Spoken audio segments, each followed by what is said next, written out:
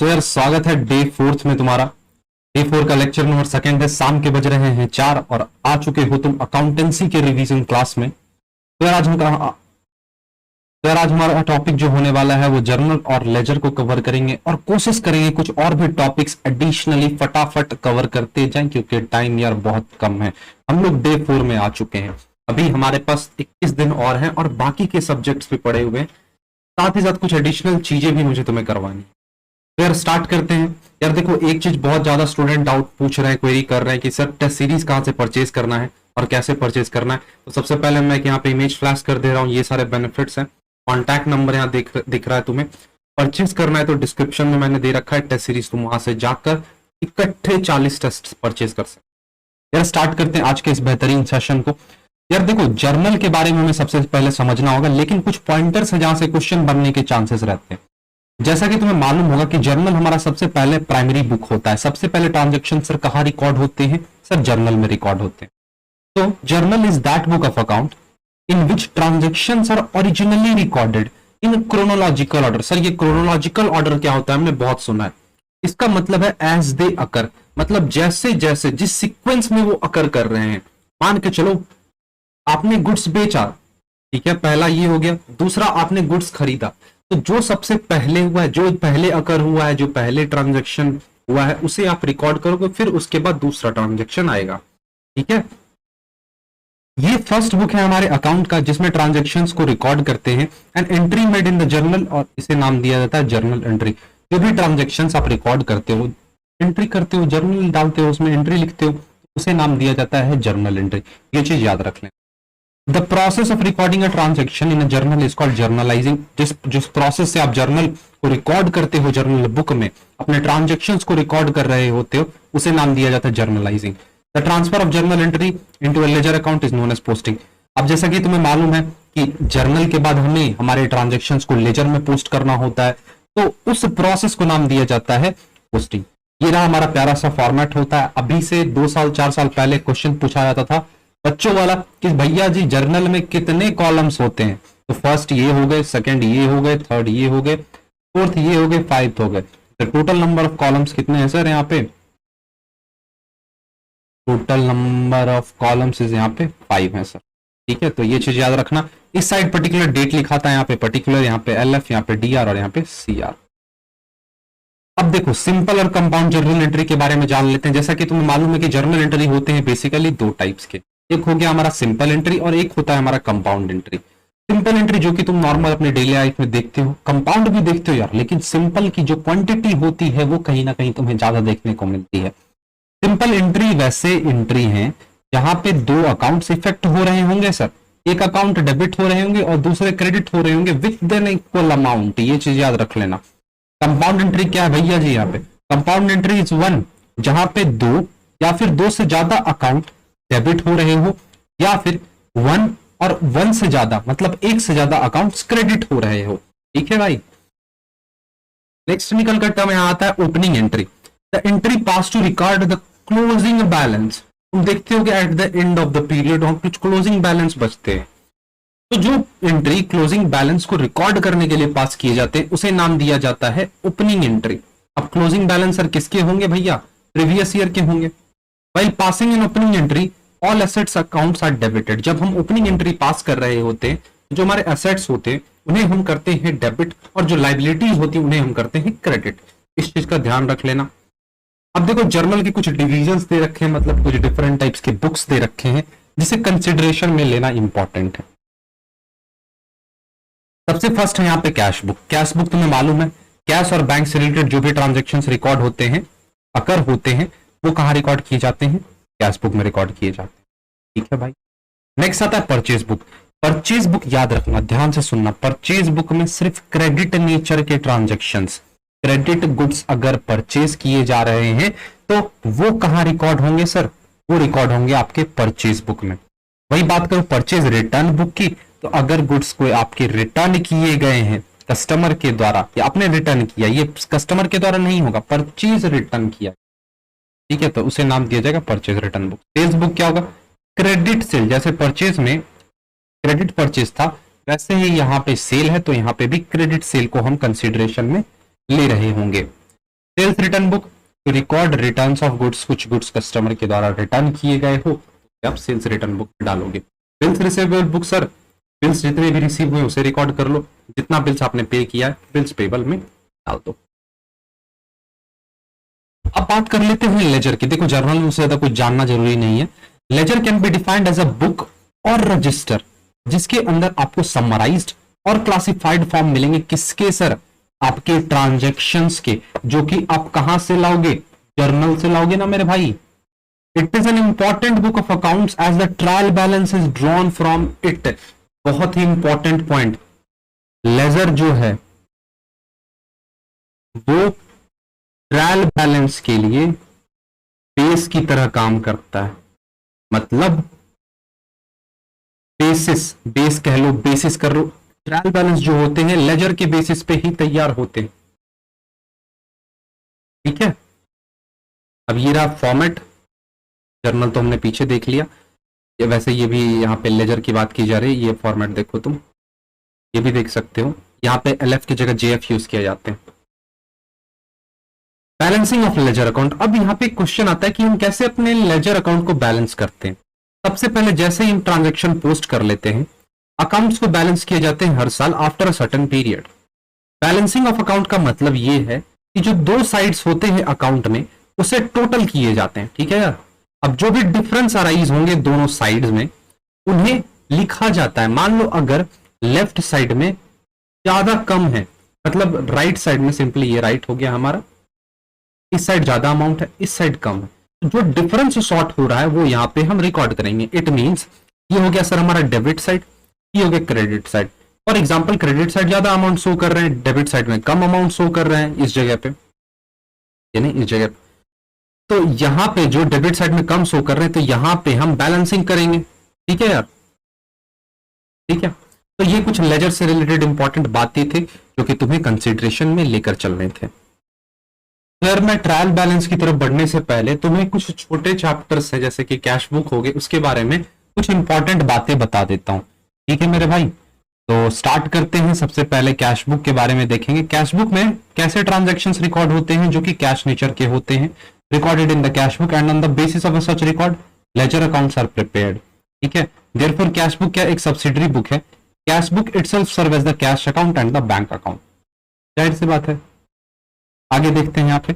अब यहाँ पे कुछ काइंड्स दे रखे हैं कैश बुक के, simple cash book, 2 column cash book और 3 कॉलम कैश बुक।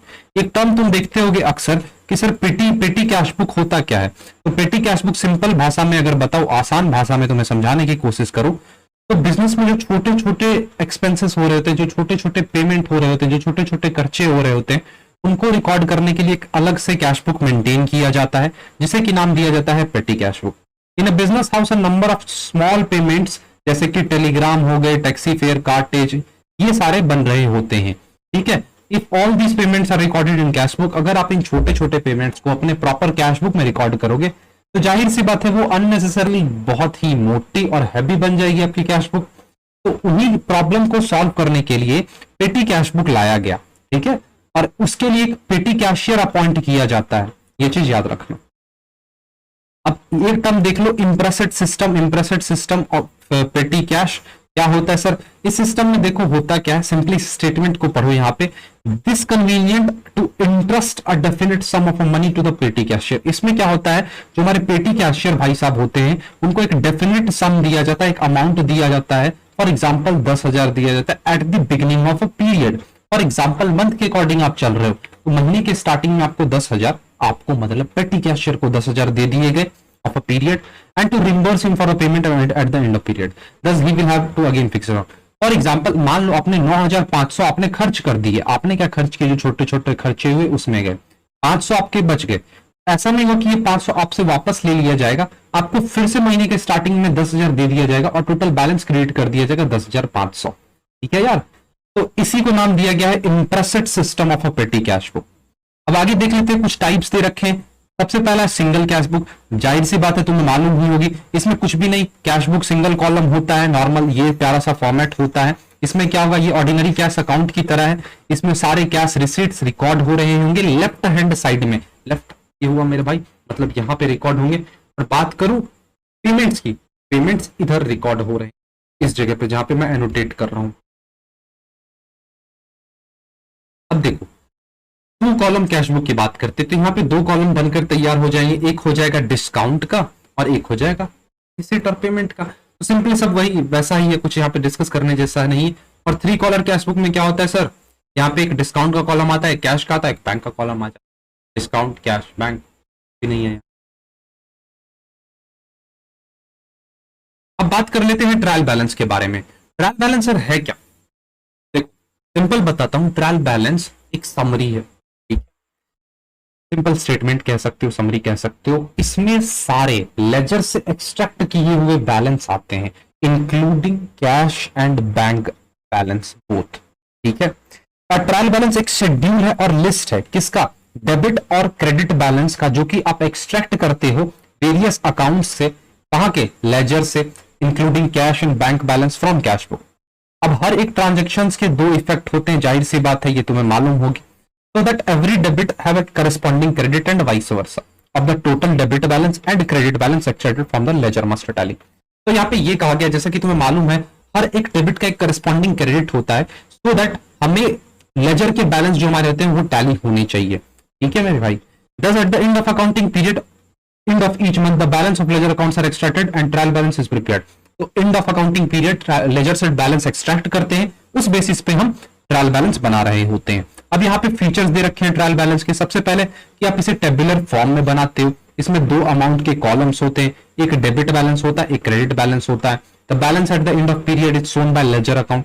ठीक है, ये आप किसी भी डेट पे बना सकते हो as provided on the account. ठीक है, अब ये चीज देख लेना, ये वेरीफाई करता है हमें अर्थमेटिकल एक्यूरेसी करने में मदद करता है। इसमें उद्देश्य दे रखे, it check on the accuracy of posting, arithmetically book accurate है या नहीं। Both the aspect of transactions have been recorded in the books of original entry as well as in ledger। ये चीज देखी जाती है। It bring it together the balance of all account at one place। जितने भी accounts होते हैं सबके बैलेंस एक जगह पे लेकर आना किसका काम है, ट्रायल बैलेंस का काम है। अब ट्रायल बैलेंस के कुछ मेथड दे रखे हैं। सबसे पहला टोटल मेथड।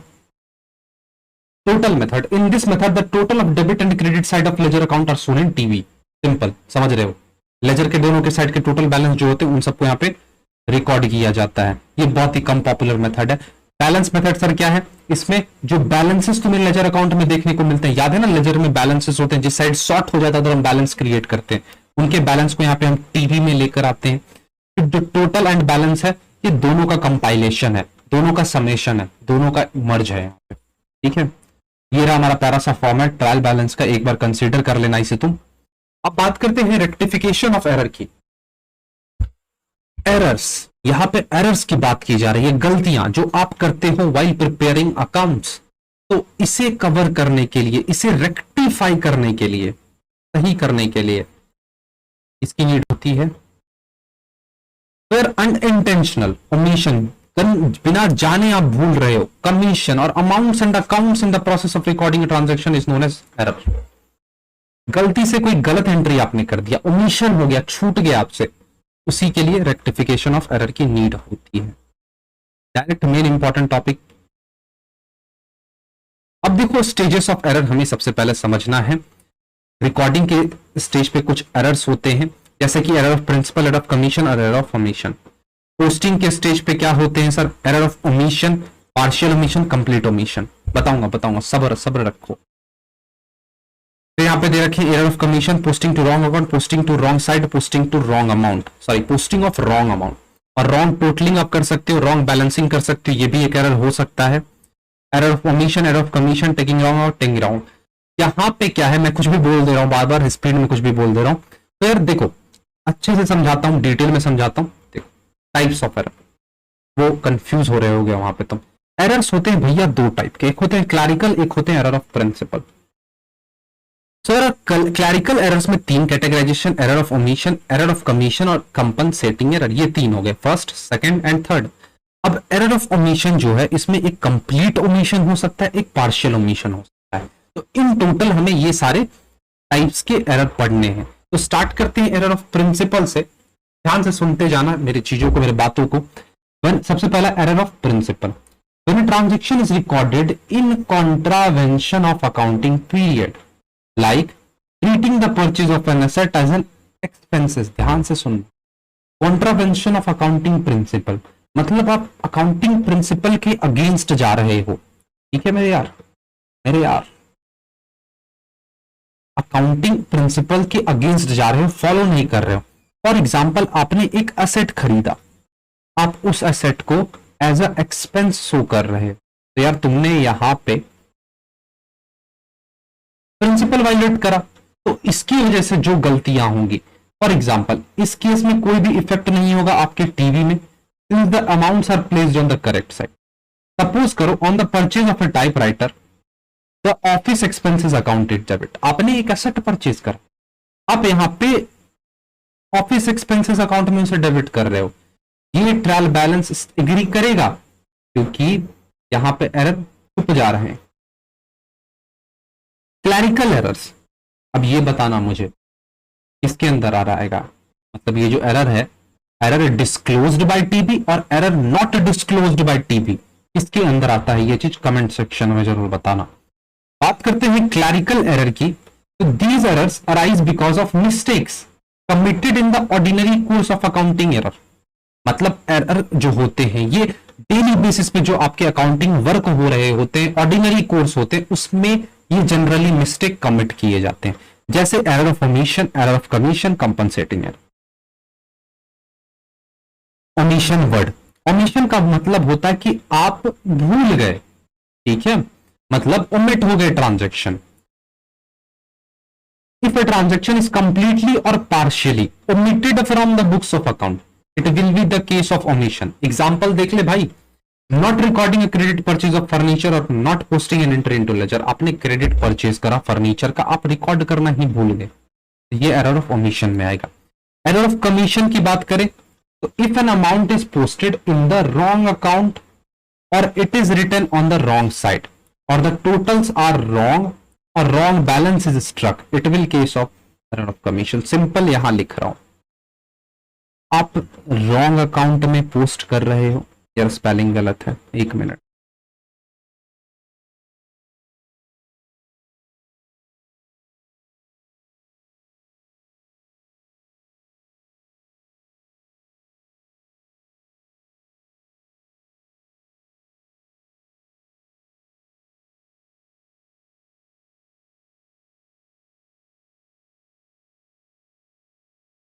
तो यहां पे देखो, यहां पे क्या हो रहा है, अगर कोई अमाउंट गलत अकाउंट में, रॉन्ग अकाउंट में, रॉन्ग साइड में, ठीक है, या फिर टोटल्स जो किए गए हैं वो गलत हैं, या फिर जो बैलेंसेस आपने निकाले हैं वो गलत है, रॉन्ग है, तो ये चार सिनेरियो यहां पे डाले गए हैं जो ये किस में रिजल्ट कर सकते हैं, एरर ऑफ कमीशन में। क्लियर है। कंपनसेटिंग एरर्स, ध्यान से सुनना, if the effect of error committed cancel out the error will called compensating error, मतलब एक एरर दूसरे एरर को कंपनसेट कर दे। एग्जांपल देखो, सपोज करो कि आपको 10 रुपए रिसीव हुए ए से, आपने क्रेडिट नहीं करा उसके अकाउंट में, क्लियर है, 10 रुपए आपको रिसीव हुए हैं ए से, आपने क्रेडिट नहीं किया इसे। आगे देखते हैं, the total of sales book is ₹10 in excess, और मानकर चलो आपका जो सेल्स बुक है वो 10 रुपए एक्सेस में है, तो यहां पे एक एरर दूसरे को कंपनसेट कर रहा है ना, एक्सेस यहां पे कंपनसेट कर दे रहा है, ठीक है यार, तो इस चीज का ध्यान रखना। अब नेक्स्ट टॉपिक यहां पे निकल कर आता है कैपिटल एंड रेवेन्यू आइटम्स। कुछ खर्चे होते हैं जो कि कैपिटल नेचर के होते हैं, ठीक है, कुछ खर्चे होते हैं रेवेन्यू नेचर के होते हैं, कुछ इनकम जो होते हैं, कुछ अर्निंग्स होते हैं वो कैपिटल नेचर के होते हैं और कुछ रेवेन्यू नेचर के होते हैं। सबसे पहले बात करते हैं यहां पे कैपिटल एक्सपेंडिचर की। कैपिटल एक्सपेंडिचर ये एक ऐसा एक्सपेंडिचर है which results in acquisition of an asset और which result in the increase in the earning capacity of a business, बस यही है। ये सारे चीजें तो एग्जांपल दे रखे हैं, ये सारे चीज जो तुम देख रहे हो ये सारे ही एग्जांपल। जो भी क्रक्स है यहाँ पे ऊपर में, वैसे खर्चे जो कि आपके एसेट के अर्निंग कैपेसिटी को बढ़ा रहे हो, आपके बिजनेस के अर्निंग कैपेसिटी को बढ़ा रहे हो, उसे नाम दिया जाता है कैपिटल एक्सपेंडिचर। जनरली जो इसका ड्यूरेशन होता है वो लॉन्ग पीरियड के लिए होता है, इस चीज का ध्यान रख लेना। एग्जाम्पल्स मैं तुम्हें नहीं करवाने वाला हूं यहां पे, यार ये काम तुम्हारा बनता है, रिवाइज करवा रहा हूं तो इन सबको तुम रीड करो खुद से। जैसे कि आप परचेज कर रहे हो land, building, machinery, future furniture, sorry future बोल रहा, पेटेंट, ये सारे एसेट्स जो हैं आपके बिजनेस में रहेंगे और आप इसे अगेन एंड अगेन यूज कर सकते हो। इट मीन्स ये लॉन्गर ड्यूरेशन के लिए हमें फायदे देने वाले हैं, बिल्कुल, तो इस चीज का ध्यान रखना। अब कुछ खर्चे होते हैं जो कि होते हैं रेवेन्यू नेचर के, मतलब विद इन द ईयर वो एक्सपायर कर जाते हैं, उनके जो बेनिफिट्स हमें मिलेंगे, मान लो आपने एक बार खर्चा तो उससे जो भी बेनिफिट्स मिलेंगे वो एक्सपायर कर जाएंगे within the year. Capital nature ज्यादा ड्यूरेशन तक बेनिफिट देंगे, लेकिन रेवेन्यू एक्सपेंडिचर वो कम ड्यूरेशन देंगे। फॉर एग्जाम्पल, आप कुछ खर्च कर रहे हो in order to maintain the earning capacity of existing asset, तो उसे रेवेन्यू एक्सपेंडिचर हो गया। जैसे कि वेजेस दे रहे हो, सैलरी दे रहे हो, कैरेज दे रहे हो, रिपेयर करवा रहे हो, रेंट दे रहे हो, इंटरेस्ट दे रहे हो, ये सारी चीजें किस में आती हैं? रेवेन्यू खर्चे में आती हैं। अब देखो कैपिटल और रेवेन्यू एक्सपेंडिचर के बीच एक प्रॉपर डेफिनेशन दे रखा है, तो इसे एक बार रीड आउट कर लेना, स्क्रीनशॉट ले सकते हो चाहो तो तुम। अब ये रहा डिफर्ड रेवेन्यू, अब जान लो इसके बारे में थोड़ा सा। Deferred revenue expenditure, there are certain expenses which may be in the nature of revenue but their benefit may not should consume in the year। हमने कैपिटल में देखा, कैपिटल एक्सपेंडिचर यहां में लिख, कैपिटल एक्सपेंडिचर जो होते हैं वो एक साल से ज्यादा लॉन्गर पीरियड के लिए हमें बेनिफिट्स दे, क्लियर है। रेवेन्यू में हमने देखा विद इन द ईयर उसके बेनिफिट्स एक्सपायर हो जाते हैं विद इन ईयर। अब बात कर रहे हैं डिफर्ड, डिफर्ड में क्या होगा, ध्यान से सुनना, ऐसा नहीं है कि इसके बेनिफिट्स बस आप एक साल ही ले रहे होगे, नेक्स्ट ईयर भी ले सकते हो। फॉर एग्जांपल, आपने वेरियस होर्डिंग लगाए मार्केट में, आपने एडवर्टीजमेंट करवाया, तो ये ऐसा थोड़ी ना कि आप एक ही साल बेनिफिट लोगे, ठीक है यार। अब होता है जैसे स्टडीज के लाइन में, मुझे बोलना नहीं चाहिए, लेकिन टॉपर को खरीद के आप एडवर्टीजमेंट करते हो, एकदम दम भर एडवर्टीजमेंट करते हो, पैसे खिला खिला के एडवर्टीजमेंट करते हो, तो जाहिर सी बात है उसके बेनिफिट्स आप नेक्स्ट ईयर भी उठाओगे, तो वो आपके डिफर्ड खर्चे में आएंगे, ना कि कैपिटल और ना कि रेवेन्यू खर्चे में आ रहे हैं, क्योंकि आपने टॉपर को 10 से 12 हजार रुपए दिए, ठीक है, और भी जगह अलग अलग न्यूज़पेपर हाउसेस में, पब्लिकेशन हाउसेस में, पब्लिकेशन हाउस नहीं बोलूंगा, न्यूज़पेपर वालों को तुमने खर्चा, तो वहां पे तुम्हारा ह्यूज इन्वेस्टमेंट लगा, खर्चा लगा, तो ये कहीं ना कहीं तुम्हें दूसरे साल भी बेनिफिट दे रहे होंगे, तो ये तुम्हारे किस में आएंगे, डिफर्ड रेवेन्यू एक्सपेंडिचर में मेरे। तो इस चीज का ध्यान रख लेना, बहुत ही इंपॉर्टेंट चीज बता। हैवी एडवर्टीजमेंट कर रहे हो, अब रेवेन्यू रिसीट्स और कैपिटल रिसीट्स तो मालूम ही होगा। कैपिटल रिसीट्स वैसे हो गए कंप्राइजेस ऑफ पेमेंट्स और contributions into the business, proprietor के द्वारा, पार्टनर्स के द्वारा कंपनीज में लाए जा रहे हैं कैपिटल्स, फंड्स लाए जा रहे हैं, तो जाहिर सी बात है वो बेनिफिट्स लॉन्गर ड्यूरेशन के लिए देंगे। कुछ रिसीट्स हो रहे हैं, फॉर एग्जांपल आप रेंट रिसीव कर रहे हो, कमीशन आपको मिल रहा है, तो ये सारी चीजें रेवेन्यू रिसीट में आती हैं। फिर आज के सेशन को, डे 4 को हम यही एंड करेंगे, डे 4 को यही एंड करेंगे, ठीक है यार।